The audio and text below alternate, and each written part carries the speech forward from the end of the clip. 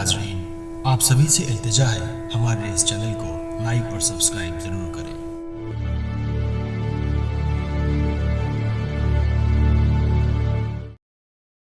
अस्सलाम वालेकुम नाज़रीन, ये बात किसी भी अक्लमंद इंसान से छुपी नहीं है कि हर इंसान का एक बदन होता है और उसमें एक रूह होती है।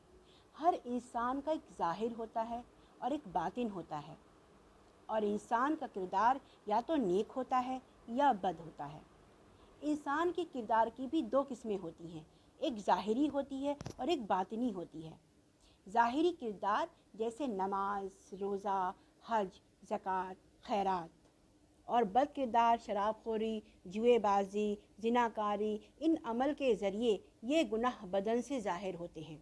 और बातिनी किरदार जैसे ईमान, मोहब्बत, खौफ, उम्मीद, रज़ामंदी या कुफ्र, बुग़्ज़, निफाक, तकब्बुर, रियाकारी के बातिनी किरदार ज़ाहिर होता है।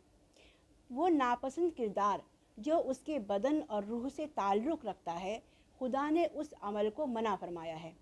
कुरान मजीद में कई मकामात पर परवरदिगार ने इंसानों को कल्बी गुनाहों से डराया है। फिर इसी सूरह बकरा की आयत नंबर 274 में खुदावंद आलम इरशाद फरमाता है कि जो कुछ तुम्हारे दिलों में, ख्वाह तुम उसको जाहिर करो या छुपाओ, खुदा तुमसे उसका हिसाब लेगा। खुदा बनी इसराइल की आयत नंबर 36 में इरशाद फरमाता है कि बेशक आँख, कान, दिल सबसे सवाल किया जाएगा।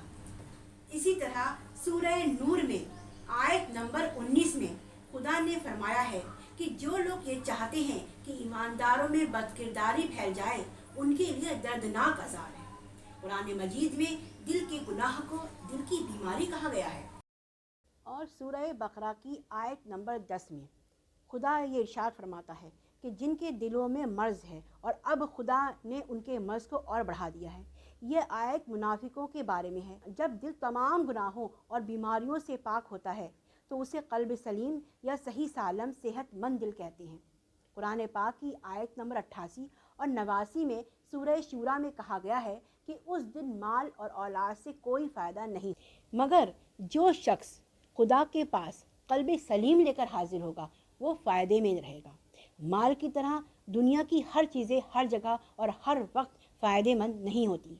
किसी तरह से आर्जी तौर पर उनका फ़ायदा तो होता है, जैसे माल का फ़ायदा दुनिया में होता है, और मौत के बाद ज़िंदगी के लिए सही और सालिम दिल ही दरकार होता है। इसके बग़ैर फ़ायदा हासिल नहीं होता है।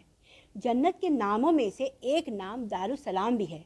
सूरह इनाम की आयत नंबर 127 में लिखा है कि उनके वास्ते उनके परवरदिगार के यहाँ चैन और अमन का घर है। बस जो लोग गुनाहों की बीमारियों में मुब्तला हैं और उनको उस वक्त तक जहन्नम के अस्पताल में रहना पड़ेगा, और जब तक कि उन आलूदगियों से पाक हो जाए और शिफा हासिल कर ले, तब कहीं जाकर जन्नत में दाखिल हो सकेंगे।